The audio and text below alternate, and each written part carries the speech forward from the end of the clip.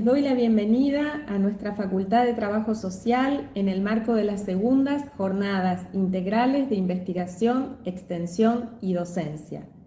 No solo nos acompaña gente de nuestro país, sino también de Brasil y de España. Estamos muy contentos por ello y en un momento de intensa lucha de la Universidad Pública Argentina queremos seguir trabajando y produciendo como lo venimos haciendo desde hace muchos años, ya más de 50 años. Sean muy bienvenidos y que tengan muy buena jornada. Buen día a todos. Un gusto poder presentar acá con Luana y con Malena esta mesa, esta ponencia que es la número 10 de las segundas jornadas integrales de la Facultad de Trabajo Social, que integra las funciones de investigación, extensión y docencia. Realmente es muy meritorio lo que ha trabajado el equipo de gestión de la facultad para poder llevar a cabo las jornadas en un contexto tan complejo, donde hemos visto facultades que han tenido que suspender actividades, que han tenido que postergar jornadas para otros años, debido a las restricciones que estamos soportando y bueno, que son de público conocimiento. Entonces queremos felicitar el laburo y el compromiso de la gestión y de la facultad en su conjunto, de la comunidad de FTS, porque la verdad que ha sido absolutamente exitosa, con 70 ponencias, con ponentes que vienen del exterior incluso, y en un formato muy ágil y muy interesante. También nos ha tocado evaluar algunas ponencias que han sido realmente muy buenas. Entonces, es verdaderamente un orgullo y es también una forma de resistencia, mostrar cómo las unidades académicas, la universidad sigue produciendo discusión, debate, sigue generando diálogo y conocimiento a pesar de las dificultades del entorno. Entonces, agradecerle a todos la presencia, felicitar a la facultad en general y a los ponentes en particular y comentarles cómo va a ser la dinámica. Como habitualmente se hace en las jornadas, vamos a tener un primer espacio de exposiciones. Nosotros tenemos 3 ponencias. Las exposiciones, la idea es que duren entre 15 y 20 minutos, no más que eso. Es decir, a los 20 minutos vamos a cortar. Y luego vamos a abrir el espacio de la discusión, del debate, que siempre enriquece el momento de las exposiciones. Tenemos hasta las 2:30. Y bueno, Luana va a presentar cada una de las exposiciones con los expositores, que ya los conocemos obviamente. Ahí está Graciela, Manuel, que somos todos conocidos. Así que bueno, sin más preámbulo, Luana, si vos querés empezar, vamos a empezar con la exposición de Graciela y de Manuel. Es la mirada visual de los trabajadores de plataforma de la ciudad de Paraná. Después vamos a seguir con Isabel y César, la interrelación. Las desiguales, las leo, las... Sí, Luana, dale pata nomás. Hola, buen día, soy Luana, estudiante de Trabajo Social, y bueno, las 3 ponencias que tenemos hoy es la primera, la mirada visual de los trabajadores y trabajadoras de la plataforma de la ciudad de Paraná. Sione César, Mingo Graciela y Cavia Manuel. La segunda es la interrelación entre habilidades duras y blandas en proceso de innovación social, Ortiz Claudia Isabel y Zucarino César Rogelio. Y la tercera, una experiencia de extensión universitaria que interroga la formación, Tosi Luciana y Miloco Josefina. Bueno, los primeros que empezarían serían Sione, Mingo y Cavia. Bueno, como bien dijeron ustedes, en este momento tan especial por el cual está atravesando la universidad y la educación pública argentina, entiendo que poder seguir pensando y produciendo conocimiento hace al desafío que queda cuando vienen las críticas como si fuera solamente la universidad un lugar para ideologizar. En ese sentido, quiero decir que esta es una parte de un trabajo que compartimos con un grupo de investigación cuyo director es César Cione. En esta oportunidad la presentación es tanto de quien les habla como de Manuel Cavia. Nosotros en esta oportunidad hacemos una mirada visual de los trabajadores que trabajan en plataformas virtuales a través de la app. Y entendemos que la fotografía es aquello que nos permite deconstruir lo que se ve en la realidad, como diría Roland Barthes. Y es una producción de imágenes que va más allá del arte, porque lo que explica son las prácticas cotidianas y la utilidad para reflejar en esta oportunidad las prácticas laborales. Entendemos que en esa deconstrucción ustedes van a poder ver a lo largo de esta corta exposición fotos que van a acompañar a esta producción que entendemos que no es una producción ingenua entre lo fotografiable y lo no fotografiable, sino que es una creación de lo que como investigadores vamos viendo en el testimonio diario que se puede observar en esta oportunidad en la vía pública, como es el trabajo de los repartidores de app. Digo esto porque ustedes pueden ver en la propia imagen cómo está la parte de la interrelación que se da en el mundo del capitalismo virtual, que posibilita de alguna manera ver una transformación del capitalismo, porque el hombre máquina, ese que producía todos los días en una fábrica o en una empresa, sigue estando, pero hoy las tecnologías le permiten un cambio y esta también es parte, las tecnologías a través de la web .2 permite mirar otra forma y otra manera de hacer el trabajo. Por eso decimos que hay una transformación dada por el capitalismo digital que nos muestra otra arista del mundo del trabajo.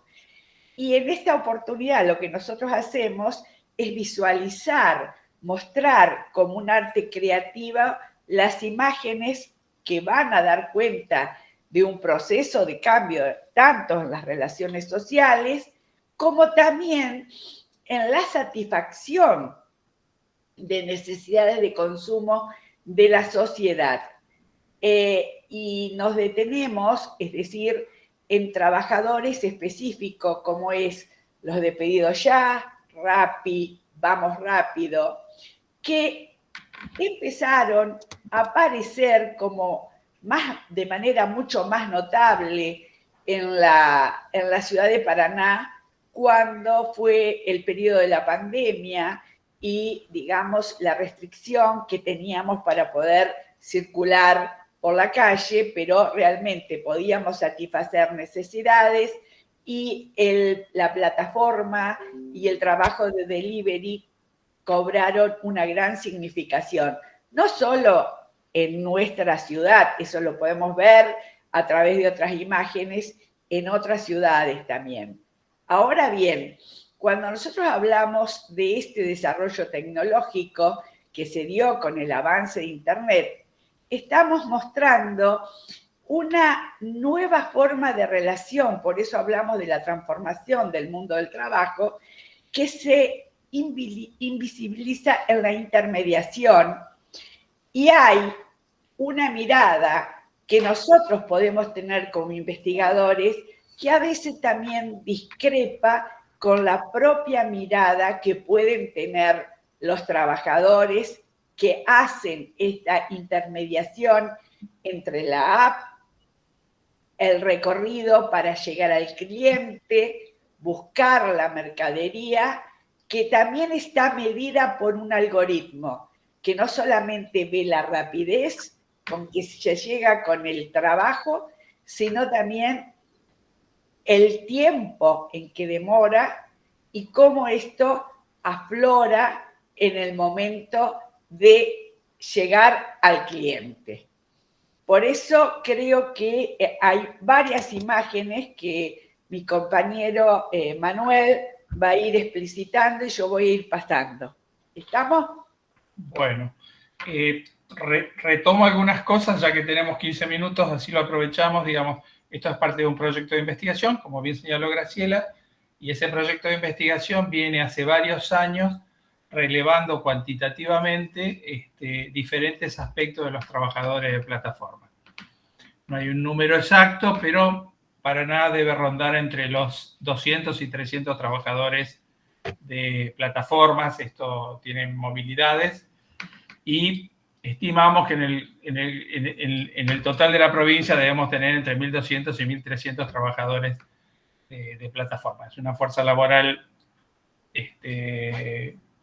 tal vez no tan significativa, pero digamos que tiene una trascendencia en este sentido. Y además hemos construido, digamos, dentro del proyecto de investigación una base de datos de fotografías de los trabajadores de plataformas, tratando de captar 3 momentos para clasificar las mismas que tienen que ver con el momento de espera, el momento de la entrega, el camino a la entrega, y el otro momento es la entrega en sí mismo, digamos. A su vez, digamos, este proyecto que dirige César está integrado por, digamos, forma parte de una red conformada por 8 o 9 ciudades o 10 de Brasil, de Colombia y de México, digamos, donde también se está haciendo una experiencia cuantitativa de estos trabajadores de plataforma y a su vez con un cuestionario único, en este caso tratando de relevar los aspectos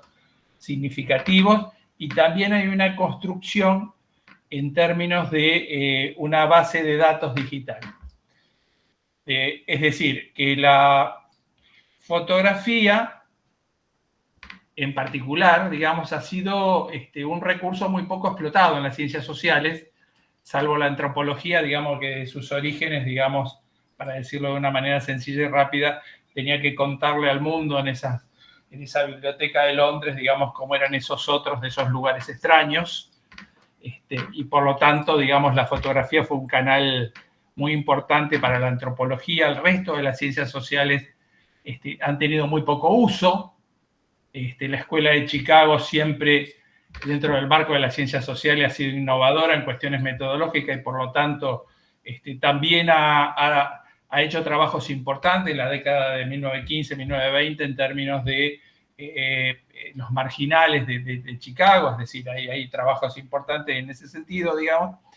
Y aquí lo que nosotros tratamos es de tratar de encontrar, de facilitar otro lenguaje para ver ese mundo de los trabajadores de pedidos ya, Rappi, etcétera, digamos, que circulan por nuestra ciudad. Además de lo cuantitativo, tener una imagen de cómo se expresan esos sujetos en ese capitalismo digital. Es decir, a través de plataformas, mediante la aplicación de app, y la fotografía la pensamos como un recurso para mostrar su cotidianidad. Es decir, que aquí no vamos a encontrar regularidades estadísticas.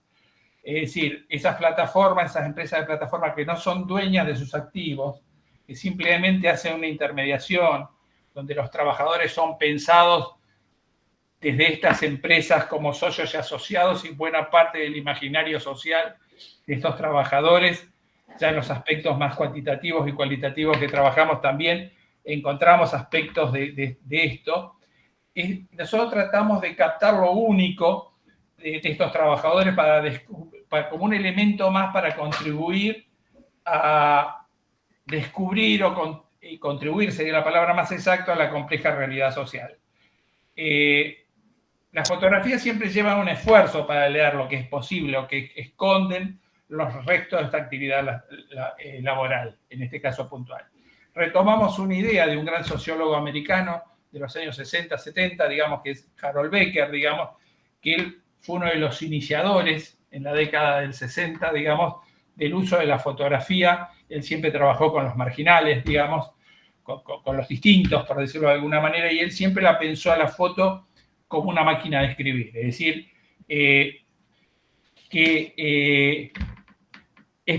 Pierre Bourdieu también fue otro autor de un texto de la década del 60 muy importante, El arte medio, digamos, y ver cómo existen relaciones exteriores independientes de las voluntades individuales y, si se quiere, inconscientes, que no se revelan por la simple reflexión. Es decir, que la imagen podría pensarnos estas viejas ideas de Emil Durkheim, digamos, que pensaba el mundo social o el hecho social, digamos, como algo externo a los individuos independientemente de su voluntad. Es decir, Bourdieu lo que nos trae en este caso que hay cosas que se reflejan, digamos, de estos aspectos. También Bourdieu piensa que las actividades fotográficas son actividades poco estereotipadas, digamos, es decir, que tienen pocas expresiones individuales, más bien están sujetas a rituales, a supuestos individuales que le hacen encontrar un sentido. Es decir, pensar la realidad, la fotografía como una huella más de lo real, en este caso, para tratar de contar cómo estos trabajadores sentados, en este caso, el lugar más simbólico de la ciudad de Paraná, la plaza enfrente de la catedral, que si mal no recuerdo se llama Plaza de Mayo, ¿digo bien? Sí. Sí, Plaza de Mayo. En ese lugar, digamos, uno encuentra estos sujetos que tienen en esa mirada particular, digamos, una idea que uno podría pensar, esos viejos cadetes del pasado, digamos, que entregaban, pero acá están mediados por elementos tecnológicos que hacen que ellos estén estructurados en torno de un algoritmo que establece una serie de particularidades para la adjudicación de estas entregas. Es decir, Manuel, yo agregaría en ese caso también la ubicación, porque el viejo repartidor lo encontrábamos adentro del negocio. En cambio acá lo encontramos en la vía pública, precisamente esperando ya sea el llamado o saliendo con su movilidad para prestar el servicio. Sí, sí, sin lugar a dudas es así. Y digamos que ese mundo digital se expresa, digamos, en un sentido de intermediación muy, muy particular, donde estos trabajadores están, digamos, yo siempre he trabajado el tema del management empresario, digamos, cómo ese algoritmo de alguna manera controla a estos trabajadores de una manera, si se quiere, bastante eficiente, digamos, de saber dónde están, qué hacen, tiempo de entrega, cómo se asignan esos recursos. Hay toda una tecnología detrás de esos sujetos sentados hoy en la Plaza de Mayo, digamos, que parece invisible, digamos, y que la fotografía, en este caso, como medio, ayudaría a entender estas nuevas formas de trabajo. Desde lo personal, pienso que excedería, digamos, este tema y un cambio de época, y en ese cambio de época el mundo de trabajo va encontrando, digamos, una serie de particularidades donde tenemos aspectos de lo viejo, digamos, en este caso de personas esperando, que parecerían que antes estaban adentro de un negocio, como dice Graciela, y ahora están esperando, digamos, pero que detrás de ellos, digamos, hay toda una tecnología, y como dato particular, se estima que en la Argentina hay entre 100 y 120.000 trabajadores en esta coordenada. Como hecho más anecdótico para poder pensar esto, tuvimos una entrevista en su momento con un ex concejal de la ciudad de Paraná, quien se metió en este tema, y él nos contaba los problemas del Estado para regular estas cosas, porque la ordenanza que era más próxima a esta era una, la de los vendedores ambulantes de la década del 60, digamos, que podían tener algún emparentamiento, que estaba absolutamente lejanísima de la forma de trabajo, y la otra es la de cadetería, que también está absolutamente lejana a estos procesos. Y estos procesos están por fuera de cualquier forma de regulación, donde en este cambio de época que habla la sociología, digamos, da sentido a pensar de nuevos sujetos sociales, de nuevos imaginarios y de nuevas creencias en el marco de este proceso. Yo, por mi parte... yo agregaría que en este caso la fotografía nos permite hacer historia. Y ahí aparece esta posibilidad de la mirada que cuando uno tiene una conversación o una pequeña entrevista con alguno de estos repartidores, ellos se sienten como independientes, como que pueden manejar su tiempo. Pero la fotografía nos está dando la imagen que tienen que tener tiempo de espera, que el lugar no es el más apropiado, que el invierno o las altas temperaturas del verano inciden en su propio cuerpo y que necesitan de movilidad, como pudimos ver cuando mostrábamos la imagen esta primera, donde algunos van en bicicleta y otros van en moto. Creo que en ese sentido quedaría pendiente, que no es en esta oportunidad, sino en otro de los trabajos que se ha hecho desde el punto de vista teórico, pensar si son trabajadores autónomos e independientes o el algoritmo lleva a pensar que hay una nueva forma de explotación invisibilizada. Nada más. Muchas gracias. Gracias.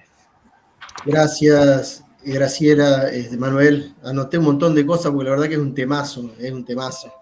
Si querés, Luana, seguimos entonces, porque la idea es, hablábamos con Luana de la discusión y el debate después de las exposiciones.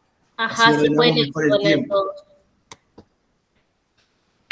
Bueno, voy a presentar el siguiente para saber de lo que se va a hablar. Uy, se me cerró el... Ahí está. La segunda exposición es la interrelación entre habilidades duras y blandas en un proceso de innovación social, Ortiz Claudia y Zucarino César.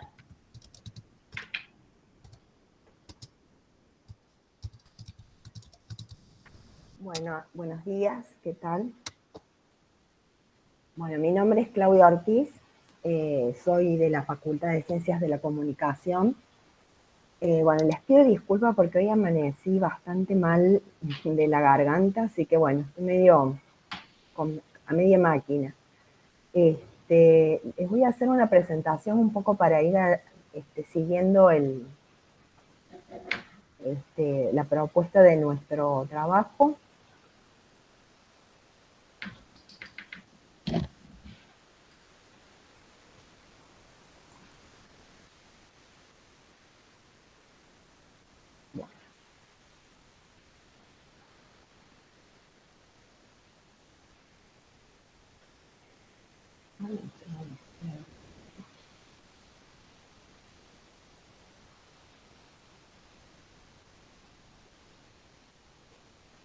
No sé por qué no me presenta.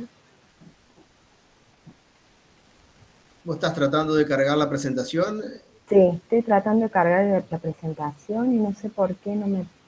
Veo la presentación en la pantalla y no me toma la presentación.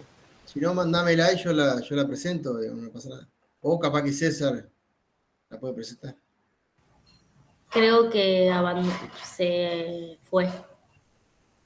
Capaz el internet de ella. Ah, capaz que sí. Sí, ahí se fue, sí. Pero para no demorarlos, ¿cómo les va, César Zucarino? No estoy en Córdoba Capital justo en este momento, estoy en el interior, pero bueno, no los voy a demorar y voy a ir introduciendo un poco de qué trata nuestra ponencia. Bueno, nosotros somos un equipo de investigación radicado en la Facultad de Ciencias de la Comunicación. Aprovecho a decirles que estoy muy contento de estar participando en estas jornadas porque soy egresado de grado de la UNER, así que es como volver a casa, en alguna forma. Nosotros con Claudia y un equipo de docentes de la facultad venimos trabajando la problemática de la innovación y de la innovación social fundamentalmente desde hace varios años. Hay dos ediciones de nuestros proyectos de investigación anteriores a que nosotros venimos a comentar un poco lo que estamos trabajando, donde fundamentalmente abordábamos un análisis crítico de la noción de innovación y luego de innovación social, ubicándolo también en la problemática de la formación de los comunicadores, su vínculo con el mundo del trabajo, y y bueno, desde una perspectiva crítica, como bien les venía comentando. De esa experiencia, incluso nosotros gestamos un seminario que se llama de comunicación y procesos de innovación, y en el marco de las actividades de ese seminario, que es un seminario optativo para estudiantes del ciclo básico de la carrera, hemos realizado algunas experiencias que nos empezaron a interesar a partir de los trabajos de los cuales también les comento que tenemos 2 libros publicados sobre innovación en educación superior y otros sobre innovación y procesos de comunicación. Y en el marco de las actividades del seminario, una de las actividades que empezamos a trabajar con los estudiantes era si podían reconocer aquellas competencias y habilidades, como muchos denominan, habilidades blandas y habilidades duras, a los fines de poder ir dando o detectando, e incluso construyendo, ¿por qué no?, una identidad profesional de los comunicadores cada vez que se los piensa vinculados a problemáticas o procesos de innovación. Dicho de otro modo, lo que queremos trabajar fundamentalmente en la reflexión sobre esta categoría, la de innovación, es ver cuál es el rol y la identidad profesional de todos aquellos que provenimos de las ciencias sociales y humanas. Creo que todos los que estamos acá desde hace un tiempo, y esto nosotros lo habíamos detectado en uno de los proyectos anteriores, somos, no sé si decir víctimas, pero sí podemos ver claramente que cuando se habla de financiamientos, por ejemplo, desde el mundo del Ministerio de Ciencia y Tecnología, incluso de las Secretarías de Ciencia y Tecnología de nuestras universidades, cada vez que se aborda la problemática de la innovación, bueno, esto no voy a decir nada nuevo, pero en las convocatorias detectábamos que siempre el tope del listado para financiamiento venía dado para la microbiología, el desarrollo de software, y una concepción bastante difusionista también de la cuestión tecnológica, y eso un poco nos motivó a acercarnos al campo de la innovación, y como les decía en el marco del seminario, a poder reflexionar con los estudiantes en formación de cuáles eran estas habilidades y competencias que la carrera va desarrollando en estos futuros profesionales, e ir ya analizando, y es lo que estamos tratando de hacer a partir de este proyecto, que venimos a compartir ahora con ustedes, cuál es el vínculo, incluso los impactos que esto tiene en el mundo del trabajo. Entonces, si Claudia más o menos quería comentar algo en línea con esto. Bueno, yo soy la que debo tener el problema con internet. En relación a lo que está planteando César, y sobre todo lo que venimos trabajando con los estudiantes y las estudiantes en el contexto del seminario, es precisamente qué tipo de habilidades son reconocidas en la formación profesional dentro de la carrera, que permiten pensar procesos de transformación, de alguna manera, donde digamos, el perfil profesional del comunicador sea, digamos, como el punto central de estos procesos, ¿no? Para poder analizar y para poder mirar. Y una de las cuestiones centrales que nos ha dado un poco la experiencia, nosotros trabajamos con una serie de propuestas en base al desarrollo de proyectos que están perfilados y encarados desde el punto de vista, diríamos, de lo que la lógica del terreno de la innovación ha venido como armando como un paradigma sin terminar de construir, porque claramente es una de las discusiones más fuertes en términos también ideológicos en torno al propio concepto de innovación. Lo que nosotros veníamos trabajando era precisamente que ellos se pudieran autorreconocer, autopercibir dentro de las actividades y pudieran reconocer cuáles son las habilidades y sus dominios en relación a la formación que estaban realizando a lo largo de la carrera. Y una de las cuestiones centrales que veíamos es que hay un reconocimiento fuerte sobre el dominio, diríamos, de la memorización y el análisis, que son, diríamos, como los aspectos fundantes de las habilidades más fuertes que pueden reconocer dentro de la carrera, pero menos aquellas habilidades que tienen que ver con esta otra dimensión de por ejemplo, el trabajo en equipo, la mirada también sobre el trabajo en equipo, la cuestión de la oralidad, diríamos, hay una serie de cuestiones de lo que serían las habilidades blandas también, que quedan por fuera de esa reflexión, aunque a lo largo del seminario después, digamos, como que lo van reconociendo. Pero lo interesante es que a pesar de todo, hay una dimensión de lo técnico que es valorado, pero sobre todo hay un dominio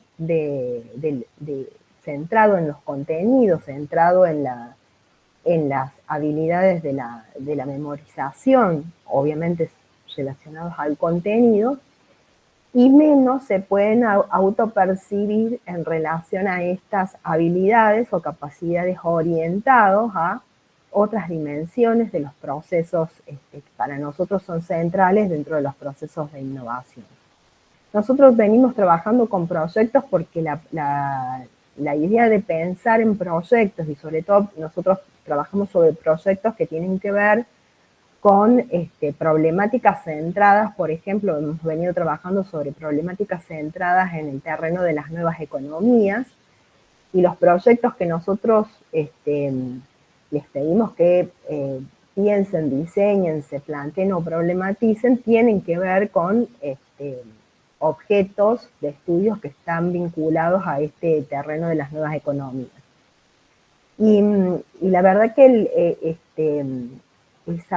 la posibilidad de mirarse en un campo diferente, a veces la carrera de comunicación muchas veces, en nuestro caso, ha tenido como también un periodo de una mirada muy centrada en los medios, y después mirar este otro terreno de la posibilidad de vincularse y relacionarse con otros contextos y con otras problemáticas donde la comunicación está atravesando estas problemáticas sociales y donde el profesional tiene una injerencia específica, por ejemplo, a través de un proyecto. Creemos que allí hay una serie de combinación y de interrelación de habilidades que forman competencias complejas, donde para nosotros, mirados desde esta perspectiva de la innovación social y de la formación profesional, digamos, son el gran desafío, ¿no? Es decir, porque son las habilidades o las competencias que muchas veces no están prescriptas por los planes de estudios, no están definidas por los perfiles profesionales, pero que sí claramente entran en tensión porque muchas de ellas son solicitadas, son requeridas en el mundo del trabajo. Entonces, bueno, poner digamos, en el arranque estas tensiones cuando trabajamos con estudiantes que son generalmente del primer ciclo, del ciclo básico de la carrera, nos parece central porque es el momento en el cual se está de alguna manera construyendo una definición a partir de las expectativas que se tienen respecto de la carrera, de lo que se puede hacer, de las lecturas que hay también de los escenarios, de los contextos, donde nosotros vemos allí un desafío para pensar este tema de la interrelación de habilidades duras y blandas, ¿no? Y por eso para nosotros ha sido muy desafiante a lo largo de estos proyectos que venimos trabajando, hacer esta mirada desde las políticas públicas orientadas al terreno del campo de la ciencia, la tecnología y la innovación, hasta llegar al profesional en formación, en este caso es el nuestro, que es el más próximo por la carrera en la cual estamos trabajando y en la que venimos orientando todos estos proyectos. Para nosotros ha sido realmente importante mirar qué pasa en relación a esta interrelación entre habilidades duras y blandas que no están vuelvo a reiterar, no están prescritas por los perfiles, pero que sí están en la necesidad de la formación y sobre todo en los procesos de una transformación constante como en el que estamos de alguna manera sometidos quienes estamos dentro de estas carreras, que más que nada están sometidas a una lógica de la transformación tecnológica, casi una mediación obligatoria dentro de la formación profesional. Sí, perdón Claudia, incluso en línea con lo que bien comentáis, por el poco tiempo que no sé cuánto nos queda, pero para la cantidad de colegas que están participando de la mesa y ponerlos un poco en situación de lo que aborda nuestra ponencia, me gustaría comentar sintéticamente un poco los motivos y motivaciones de reflexionar. 5 minutos, gracias Leandro, sobre lo que estamos reflexionando y por qué. Miren, en la carrera de comunicación social desde hace un tiempo, y como bien decía Claudia recién, el desafío tiene que ver con que ineludiblemente la comunicación social va de la mano o está siempre atravesada del desarrollo tecnológico. Dicho esto, habíamos detectado desde que hace unos 15, 20 años había cobrado como mucha fuerza la idea de innovación. Se habían abandonado otras concepciones vinculadas al desarrollo tecnológico como la idea de progreso, que eso un poco más, había arrastrado más o menos hasta la década de los 60, 70.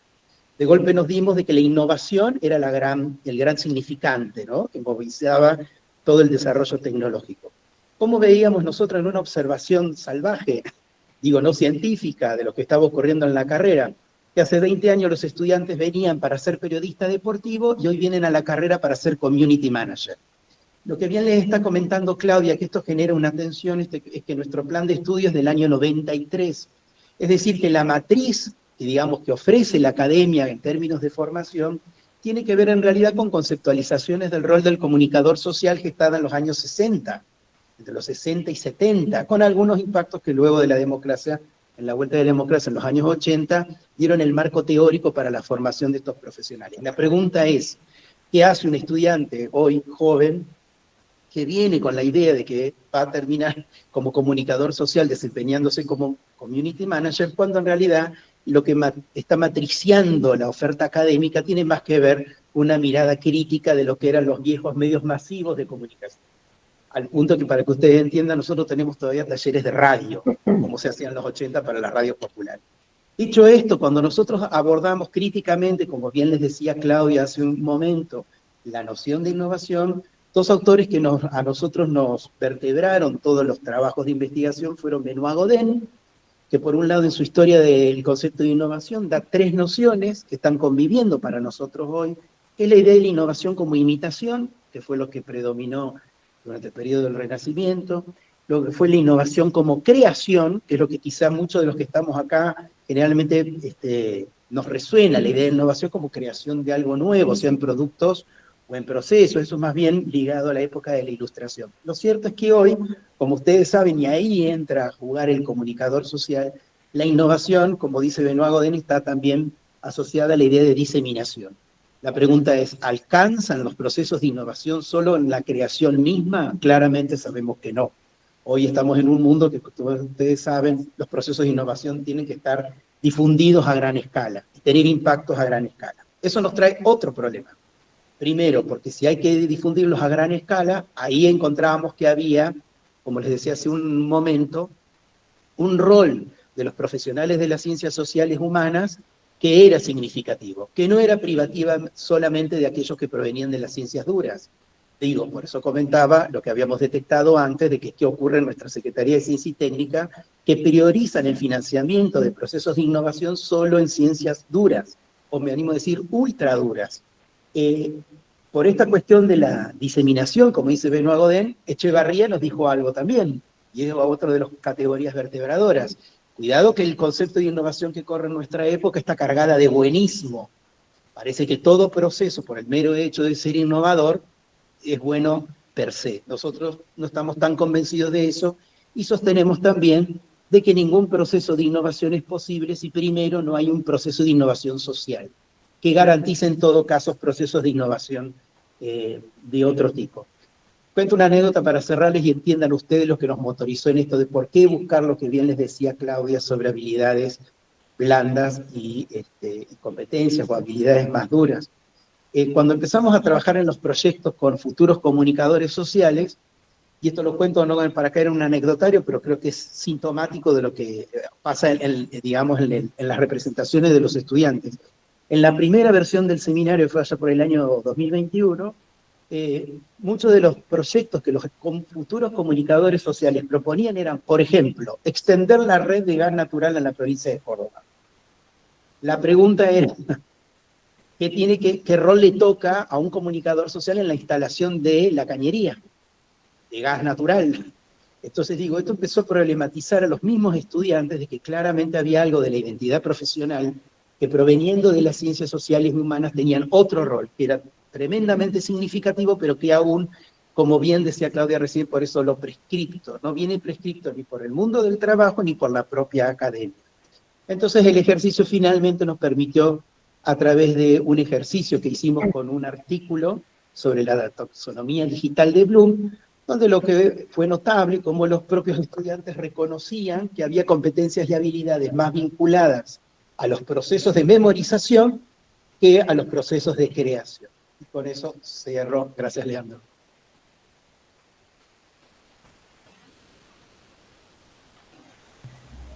Buenísimo. Bueno, la última ponencia es la de una experiencia de extensión universitaria que interroga la formación. Tosi Luciana y mi loco Josefina, ellas. Hola, ¿cómo Pueden andan? empezar cuando deseen. Buenísimo, muchas gracias. ¿Se me escucha bien ahí? Sí, se escucha bien. Bueno, yo soy Josefina Miloco y me acompaña Luciana Tosi y ambas somos estudiantes de Ciencias de la Educación en la Facultad de Ciencias de la Educación de UNER. Bueno, nosotras venimos a contar un poco algunas reflexiones que surgen en torno a un proyecto de extensión que conformamos, que es dirigido por estudiantes y que hemos titulado Historia nocturna y subterránea de la Argentina reciente, jóvenes y política. Este proyecto de extensión sale de la Facultad de Trabajo Social y toma a la Facultad de Ciencias de la Educación como asociada. Y bueno, este proyecto de extensión tiene una variedad muy grande de carreras, somos 4, está Ciencias Políticas, Trabajo Social, las Ciencias de la Educación, y también aparece la interpretación de lenguas de señas argentinas de parte de la Facultad de Trabajo Social. Así que bueno, este proyecto de extensión nos convoca a pensar entre distintas carreras con la Escuela Secundaria Mariano Moreno, y ahí también van apareciendo distintas cátedras de nuestra formación que se van sumando al proyecto. Bueno, yo en esta primera parte les quería contar un poco cuál ha sido nuestra trayectoria. Podríamos decir que estamos a mitad del proyecto, empezó tal vez a mitad de año y continúe el próximo año con la extensión de un año que tienen los proyectos de extensión dirigidos por estudiantes. Y bueno, estos primeros momentos del proyecto, bueno, fuimos con esta preocupación tal vez de qué ocurría con la historia reciente argentina con la secundaria Mariano Moreno, y ahí en los diálogos también fuimos encontrando junto con la escuela ciertas actividades que creíamos que eran necesarias o pertinentes realizar. En un primer momento, los estudiantes universitarios armamos una muestra inmersiva allí en la escuela, la cual era, bueno, interactiva, y la que recuperamos archivos históricos como cursos, escritos, canciones, videos, en torno a las disciplinas, y ahí, bueno, los pibes fueron interactuando y también contándonos un poco de su experiencia de cómo se enseñaba, cómo aparecía la guerra de Malvinas en su escuela. Nos fueron contando un poco tal vez de los actos que hacían, o que aparecía en geografía o en historia, y nos fueron ahí un poco contando sobre eso. Y en ese sentido nos llevamos como, bueno, esa pregunta de cómo se estudia el acontecimiento político de la guerra de Malvinas en la escuela secundaria, bueno, en esta escuela secundaria. Sí. Esto nos conecta con la próxima actividad que llevábamos a cabo, que fue una propuesta realizada, un taller realizado y coordinado por la Cátedra de Didáctica 1 de la Facultad de Ciencias de la Educación, el cual se titulaba Cuerpo, Vida y Conocimiento. El mismo nos invitó a reflexionar sobre la construcción del saber escolar, más específicamente sobre cómo enseñar la guerra de Malvinas y la Argentina reciente, digamos, la historia reciente, pensando cómo eran los cuerpos de estos jóvenes de los 70 y cómo son los cuerpos de los jóvenes hoy en este contexto y en el contexto de la Escuela Mariano Moreno. Esta parte de cómo eran los cuerpos de los 70 y cómo son los cuerpos hoy y qué conexiones podemos hacer entre ambas historias, también nos lleva al siguiente taller que hicimos, que fue coordinado por la Cátedra de Políticas Educativas, también de la FCEDU, en el cual ahí las docentes recuperaron algunos videos y pequeños cortos sobre, cuerpos, situaciones ambientales y estas problemáticas sociales, y los estudiantes pudieron reflexionar sobre la situación social actual que ellos vivían, y hicimos una actividad al final que era escribir qué noticia querías ver en la tapa del diario. Fue muy interesante y muy bonita. Y después de eso, una referente de la producción de contenidos accesibles de la TUILSA, que es docente de la Cátedra de Ciencias Argentina 1, nos estuvo contando cómo realizar contenidos accesibles, a razón de que la Escuela Mariano Moreno tiene estudiantes sordos que se han incorporado hace pocos años, entonces están como atravesando y de forma transversal ese proceso de cómo cambiar sus comunicaciones, sus sentidos comunicacionales, su forma de enseñanza, su forma de estar y de entender el mundo, para poder, dialogar y aprender y dialogar con estas situaciones que tal vez pueden llegar a ser algo de lo que no estaban acostumbrados. Así que en ese sentido, también por eso se suma la interpretación de lengua de señas, y estuvimos hablando sobre eso, de cómo producir contenidos digitales accesibles.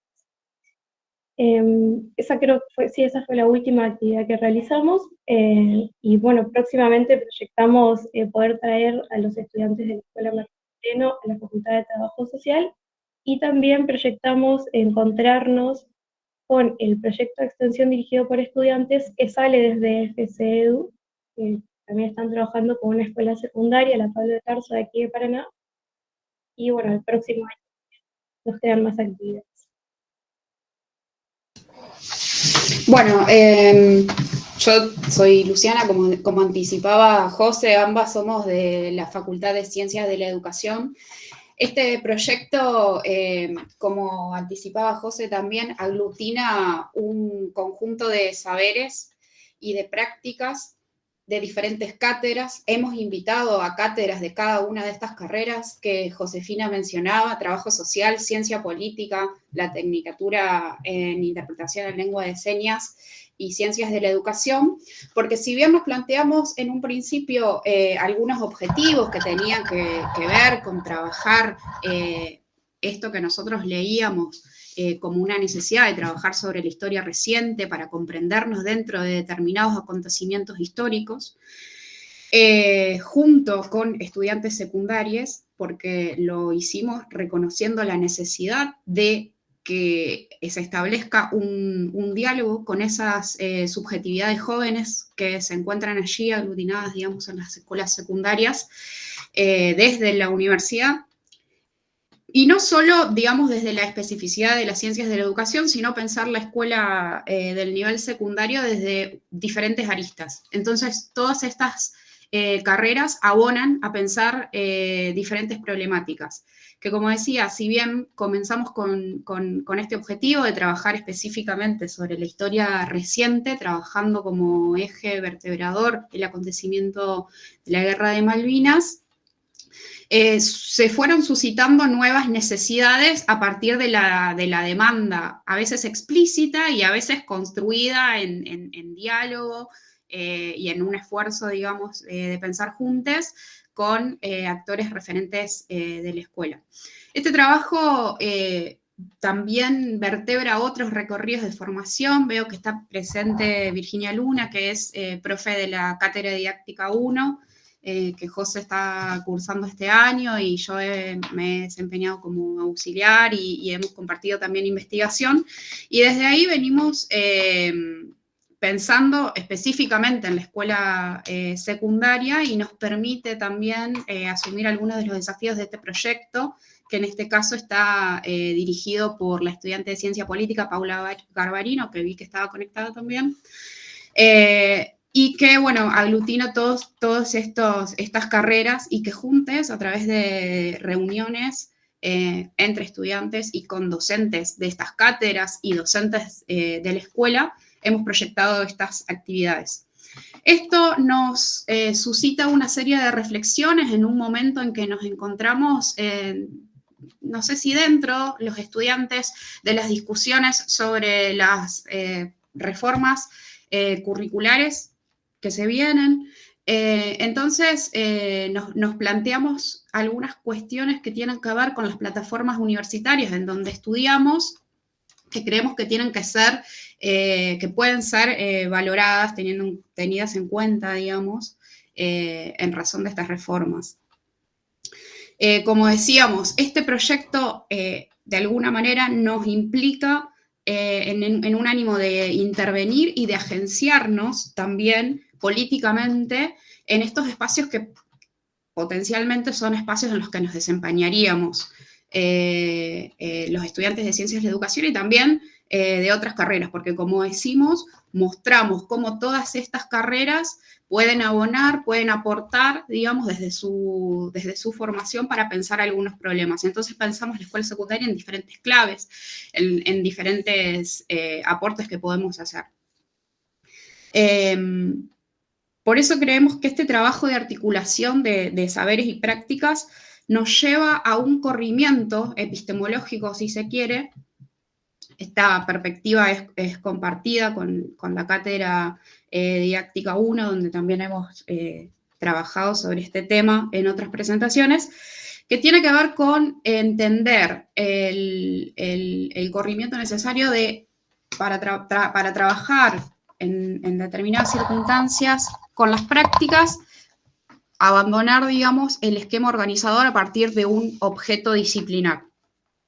Esto implicaría corrernos de una epistemología estrictamente organizada por ese objeto a lo que nosotros decimos la idea de saber, proveniente más de una epistemología francesa, en donde el saber ordenando ahí la forma de estudio nos convoca a, de alguna manera, hacer experiencias sobre nosotros mismos y desde esa experiencia hacer el ordenamiento de saber.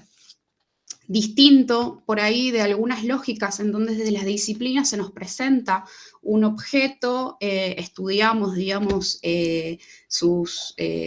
las referentes que han investigado sobre eso. Nosotros partimos desde las prácticas y eso creemos que si bien este proyecto es de extensión, también nos lleva a una modalidad de estudio que involucra, digamos, una forma de estudio de investigación, que lo llevamos a nuestras carreras, a las cátedras, interpelamos esas cátedras y también se reconocen así nuevas necesidades de saber que encontramos en estos ámbitos en donde nos desempeñamos. Entonces, esto nos va demarcando problemas sociales al ras de las propias prácticas que deben ser tomados en cuenta, digamos, por nuestros campos de estudio, creemos.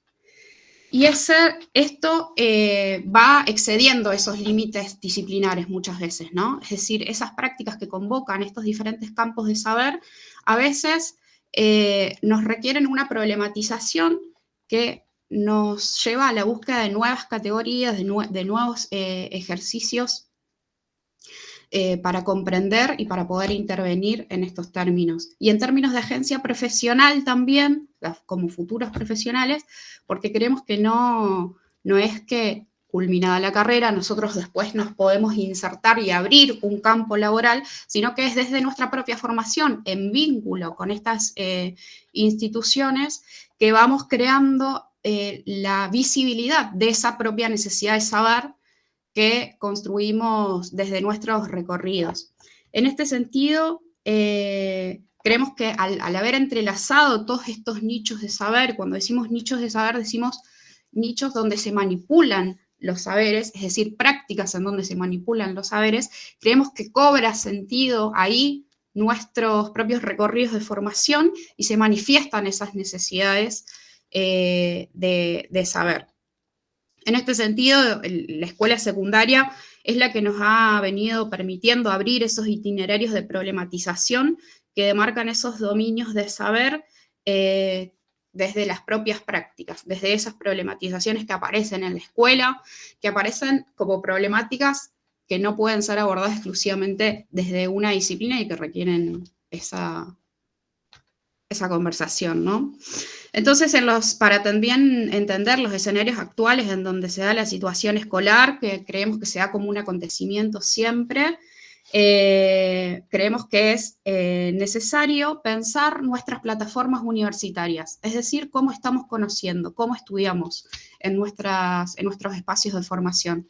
Esto nos ha permitido reflexionar con los aportes, creemos, del pragmatismo, que muchas veces es asociado a una idea de responder, digamos, a la resolución de problemas, pero lejos de eso, el pragmatismo nos aporta a pensar en estos problemas como posibilidad de intervención, no solo para reforzar, digamos, una costumbre social dentro de las prácticas, sino para transformarlas. Y es desde ahí que conocemos, también transformándonos, reflexionando sobre nuestras propias prácticas y sobre las prácticas como un objeto práctico de conocimiento para nosotros en las ciencias sociales. Entonces, también esto nos lleva a reconocer esas prácticas sociales como constitutivas de las instituciones. Ya cierro. Constitutivas de las instituciones a las que, bueno, si nos proponemos defender, digamos, en este contexto, debemos conocer para saber cómo transformarlas. Es un poco eso la tesis. Bueno, muy bien, la verdad que excelente las tres exposiciones, mostrando un poco la diversidad de temáticas que se pueden encontrar en el campo de la innovación y su vinculación con el amplio mundo del trabajo, ¿no? Así que vamos a abrir el espacio de diálogo, de consultas, a cualquiera de los expositores o cualquier planteo. La idea de este espacio con Luana lo pensábamos de un poco que sirva de intercambio y de consulta, pero también de planteos y reflexiones que quieren hacer los participantes. Así que bueno, el micrófono está abierto y no sé, Luana, si querés comentar algo y si no, avanzamos más. No. Podemos avanzar en el debate. Muy buenas exposiciones, la verdad, interesantes.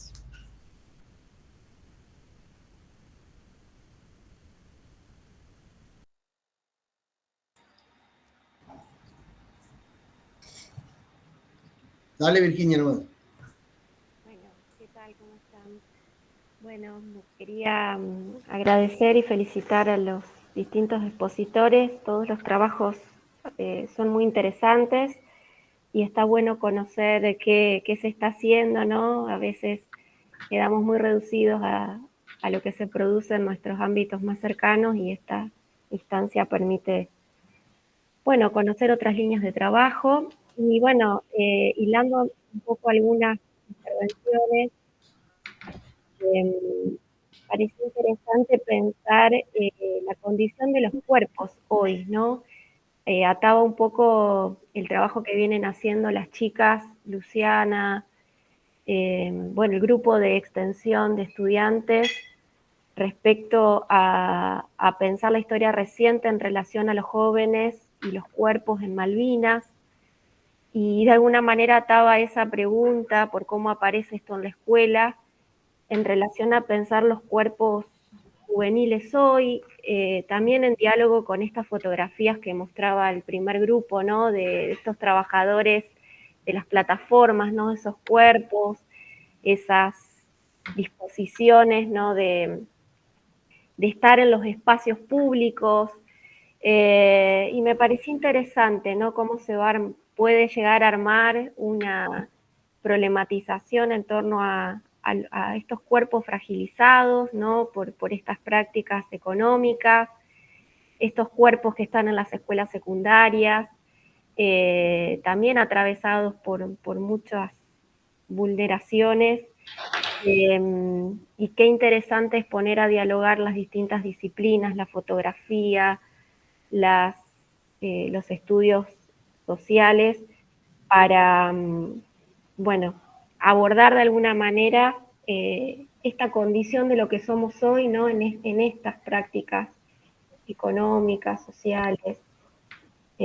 Nada, eso quería comentar, que conecté lo de los cuerpos de los trabajadores de Pedido Ya con la pregunta por los cuerpos que las chicas están trabajando en el proyecto de extensión, y que bueno, ya de alguna manera toman como excusa para trabajar lo de los cuerpos, la historia reciente y la guerra de Malvinas, los cuerpos de jóvenes, y ahí encontrar como algunas conexiones para seguir pensando. Nada más, eso. Y agradecerles el espacio. Gracias, Virginia. Seguimos. Yo tengo una consulta ahí, ya que mientras van pensando algunas otras ideas,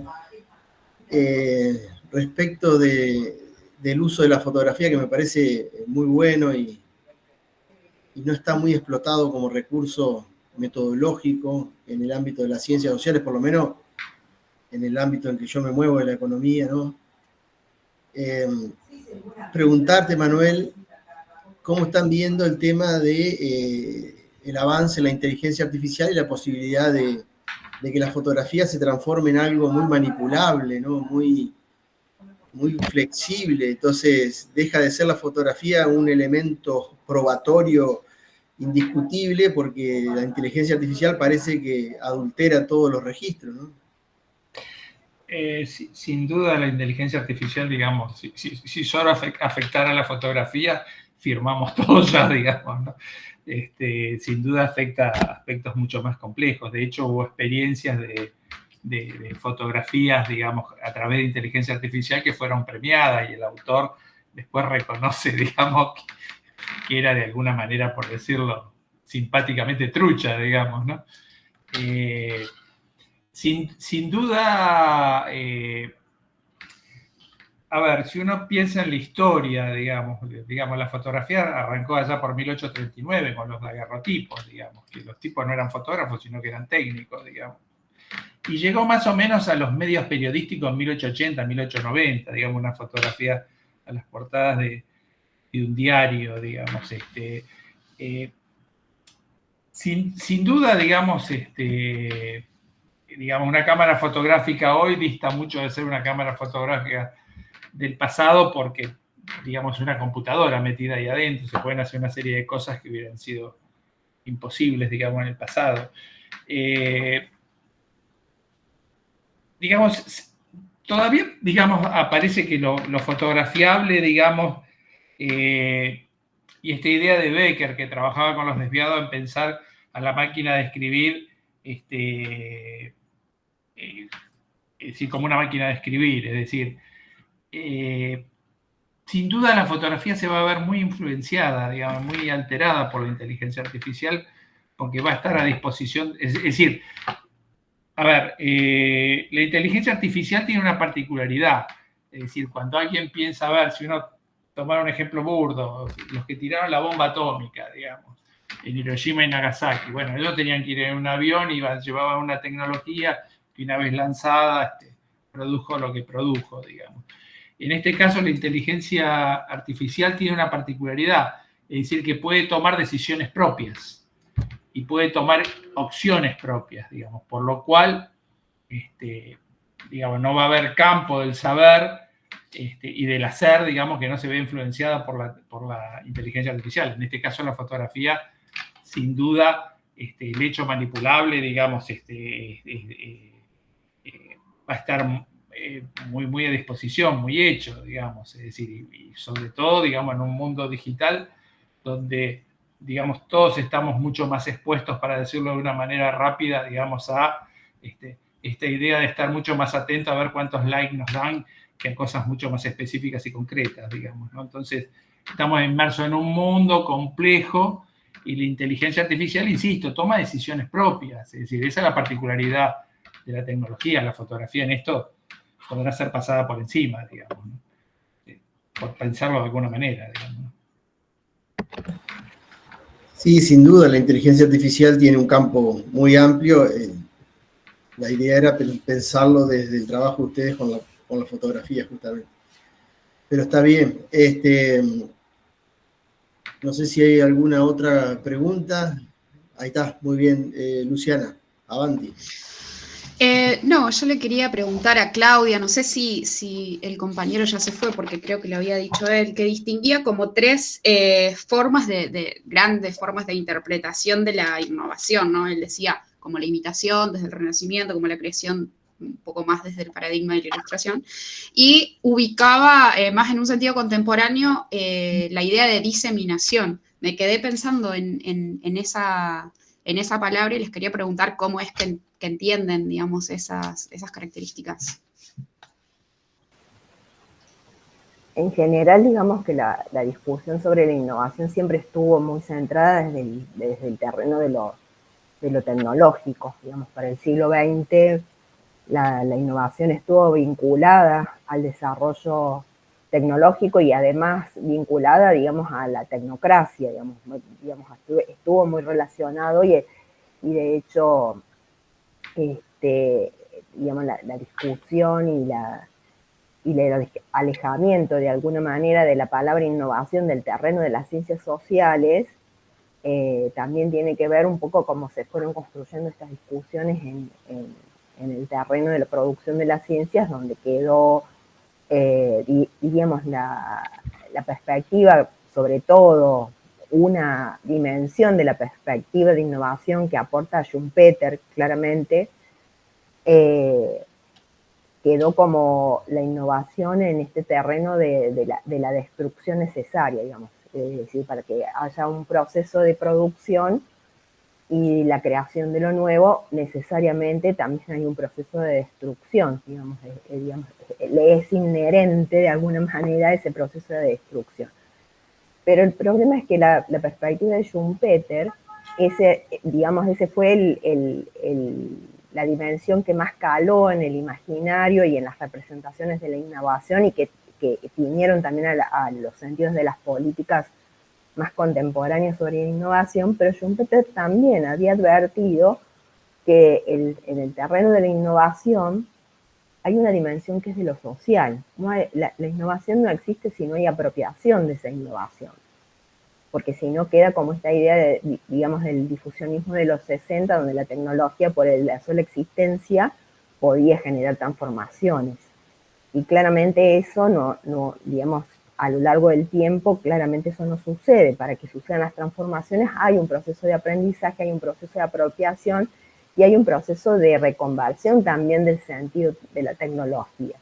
Digamos, nunca coincide específicamente el objetivo con el cual la tecnología fue diseñada, como después finalmente la tecnología es apropiada. Entonces, en ese terreno, digamos, donde hay claramente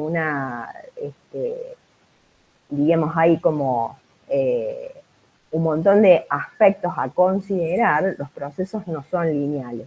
El problema fue que haber mirado el proceso de la innovación desde un modelo lineal y haber pensado también el proceso de desarrollo tecnológico como un modelo lineal. Esta idea de, bueno, hay un proyecto de desarrollo hacia el cual vamos. Bueno, el problema es que no necesariamente eso es así. Yo creo que las perspectivas críticas al respecto del concepto de desarrollo, concretamente, también incorporan esta dimensión. Bueno, ¿qué sentido tiene el desarrollo? ¿El desarrollo para qué? ¿El desarrollo para quién? Y en ese sentido, me parece que también es importante entrar a discutir el mismo sentido de la innovación. Porque si la vemos sin esta pata de lo social, en el sentido de las apropiaciones múltiples que existen, claramente nos muestra que el proceso es mucho más complejo, ¿no? Es decir, hay elementos de cualquier proceso de innovación y además en distintas escalas y contextos. No hay una sola innovación, hay innovaciones. De hecho, Echevarría y Gurutzaga plantean precisamente que el tema de la innovación no se la puede ver sin no verla como un modelo en el cual se incorpore el tema de los valores. No se puede ver la innovación sino como proceso, no se puede ver la innovación. Digo, hay como muchos elementos que empiezan a, digamos, más contemporáneamente y ya desde el terreno del aporte de las ciencias sociales a discutir de alguna manera esta mirada que se quedó con una parte también de la discusión sobre la innovación, ¿no? Y la vio como un proceso plenamente lineal, ¿no? Y bueno, nosotros lo que estamos haciendo es un poco discutir esas partes, digamos, que no están dentro de esta mirada, digamos, dominante al respecto de la innovación. Entonces, bueno, eso es más o menos, así como a grandes rasgos, un poco desde dónde estamos pensando todo esto.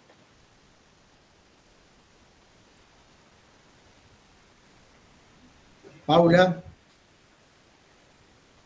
Hola, yo lo que me quedo pensando y quería preguntarles, como en diálogo con lo que fue surgiendo, esta idea de que vos decías, Claudia, de la innovación y también la idea de significar, digamos, o de dar sentido, y esta idea de la apropiación social de esas tecnologías o esas innovaciones, pensar, digamos, en clave de cómo eso también se da en relación a la inteligencia artificial y la fotografía y las modificaciones que eso ha comprendido, cómo pensar también en esa clave de la transformación de la fotografía y la intervención de la inteligencia artificial y en clave de la innovación tecnológica y la apropiación social o la significación que le damos a esas innovaciones, pensar también cómo en esas dos cosas podemos pensar la idea de la historia, porque me parece que cómo pensar, digamos, si la historia también es intervenida por estas innovaciones o por esta transformación, así como la fotografía está puesta en cuestión en lugar de productor también, cómo la historia puede ser pensada en esta clave, digamos, o en esta idea de cómo significamos históricamente los hechos para pensar nuestra época y cómo nos apropiamos de los acontecimientos para inscribirlos en relación con otro, cómo generamos un sentido en relación a incluso pensar, digamos, los trabajadores de Rappi, etcétera, cómo se inscriben o como empresarios o como asociados a esas empresas, etcétera, en clave de cómo las ciencias sociales pueden permitir algo de una ser experiencia o cómo podemos pensar esta idea de significar, digamos, en clave de estos tres trabajos, desde significar una forma laboral, significar las innovaciones y significar, digamos, en relación a la historia.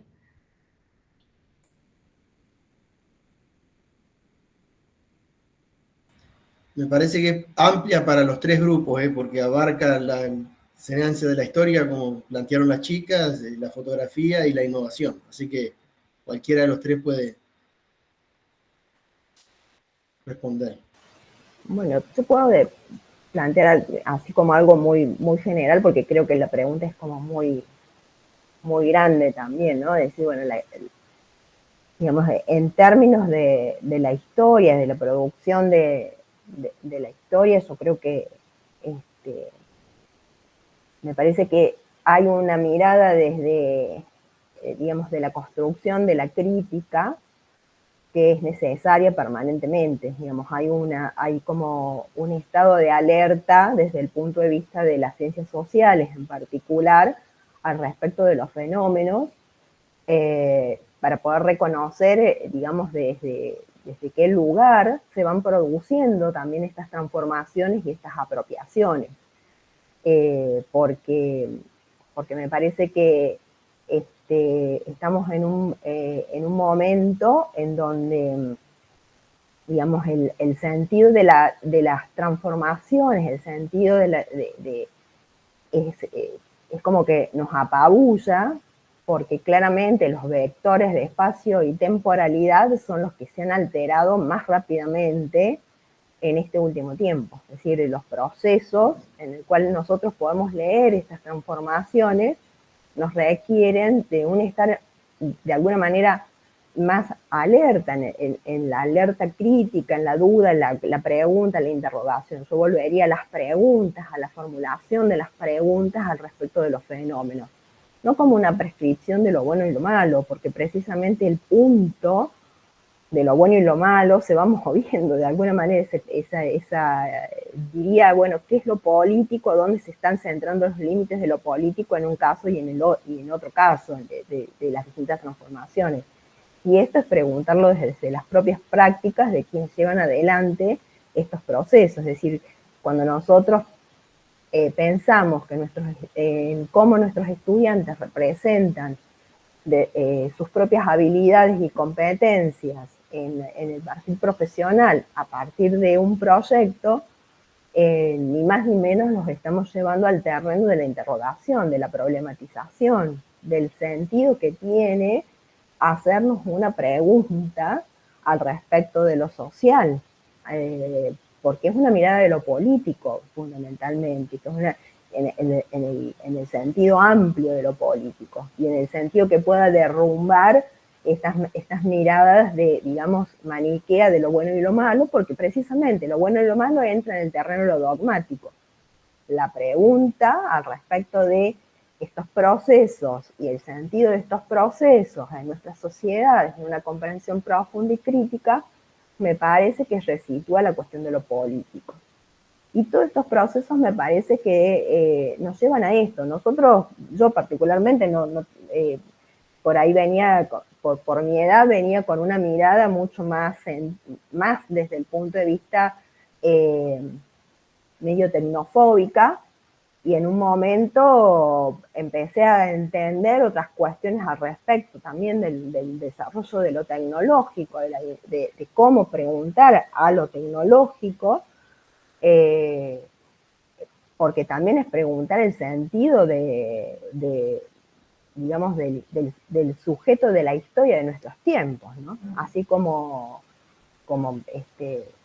los pensadores de la Escuela de Frankfurt pensaron en el sujeto de la historia en una discusión con el iluminismo. Digo, hay una necesidad de volver a pensar, volver a mirar, digamos, a contrapelo lo que nos va sucediendo. Creo que en la medida que no perdamos esa capacidad de la sospecha y la posibilidad de la pregunta, me parece que son los lugares donde vamos a encontrar, digamos, estas respuestas que yo a priori no podría decir por qué camino van. Miro lo que para nosotros representan y como en el caso nuestro, nuestros estudiantes autorrepresentan estos procesos a partir de un imaginario al respecto del ser profesional, del perfil profesional, cuestiones que están totalmente desbordadas en este terreno del mundo del trabajo actual también.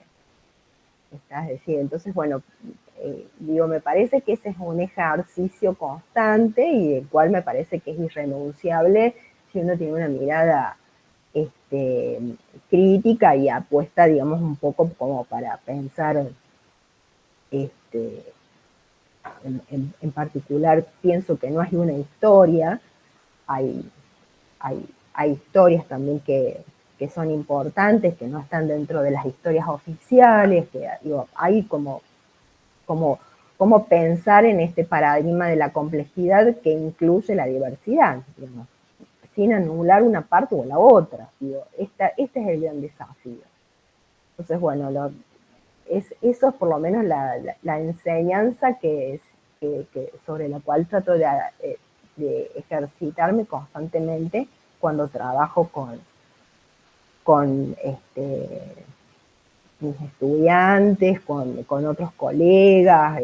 Nosotros trabajamos con gente de todas las disciplinas.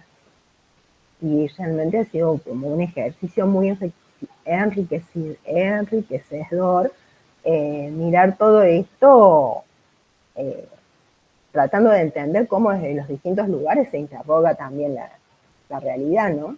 Y eso me parece que es el lugar, por lo menos que hemos encontrado,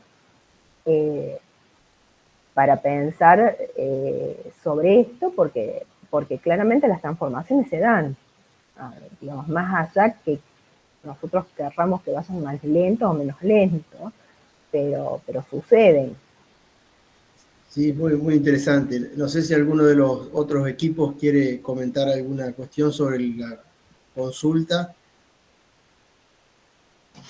No, yo algo breve nomás. Pensaba, también desde el proyecto consideramos las transformaciones como aceleradas, tecnoculturales, en relación justamente a las prácticas, y desde esa dimensión tomamos también la idea de prácticas, digamos, como diferentes apropiaciones. Se nutre también esta mirada desde la filosofía de la técnica, en el sentido de que, bueno, no pensamos las tecnologías por sí mismas, sino que la pensamos en el marco, digamos, de una técnica social en términos amplios, y en ese sentido pensamos que hay tecnologías que valen la pena seguir defendiendo, entre ellas la escuela como tal, ¿no? En ese sentido también es el pragmatismo el que nos enseña un poco, en este sentido sí, un poco qué es lo bueno, en un sentido más humanista, si se quiere, pero como reconociendo algunos espacios de relación como valiosos para continuar viviendo juntos, ¿no? En este sentido, pensamos que hay espacios de socialización y de relación como la escuela, que son instrumentos y no por ello son instrumentales. Esa es por ahí la diferencia que quería marcar. Instrumentales en el sentido como desligado de su sentido crítico y demás. A lo técnico o a lo instrumental creemos que se le puede poner el contenido político que querramos. Perfecto. Manuel. Manuel, estás en silencio. Como trajeron la historia y la pregunta es amplia, es como cuando uno va en un auditorio y le pregunta algo a alguien y se va para allá y uno preguntó para el otro lado, ¿no? Suele pasar muchas veces. Y además el que responde siempre tiene como el poder de ver por dónde gambetea y por dónde va. Y la inteligencia artificial tiene la particularidad que es la primera tecnología de la historia que puede tomar decisiones y generar nuevas ideas por sí misma, digamos. Esto es una particularidad absolutamente nueva de la inteligencia artificial. Es decir, si uno piensa en los cuchillos, en las bombas, digamos, son instrumentos que por sí mismos no pueden discutir o no pueden hacer a quien mata.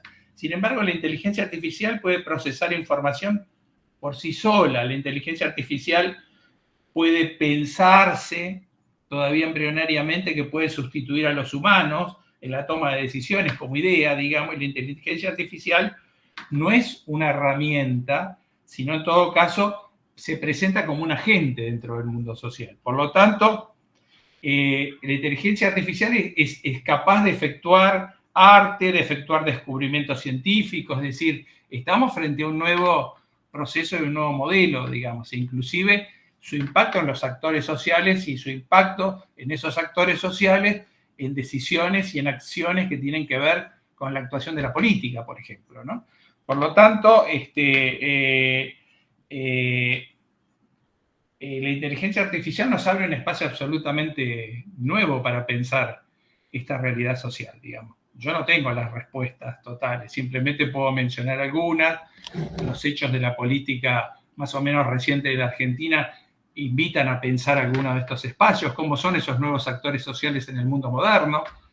Hace poco hubo una conferencia, digamos, y bueno, la particularidad allí, digamos, que se habló poco de los actores, digamos, eran como artefactos, digamos, ¿y qué le pasa a los actores? Yo parto de pensar un nuevo cambio de época, y un nuevo cambio de época implica nuevos paradigmas de acción de la sociedad. En el caso puntual de la fotografía, para tratar de volver al punto, la fotografía en las ciencias sociales todavía es muy embrionaria en la Argentina, no está muy desarrollada y obviamente lo va a encontrar a mitad de camino con todos estos cambios que son mucho más profundos, digamos, que el hecho fotográfico, ¿no?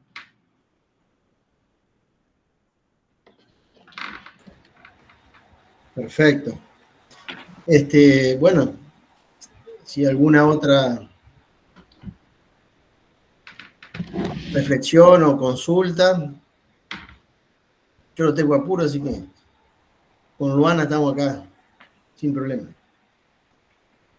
¿Falta mucho para la vianda?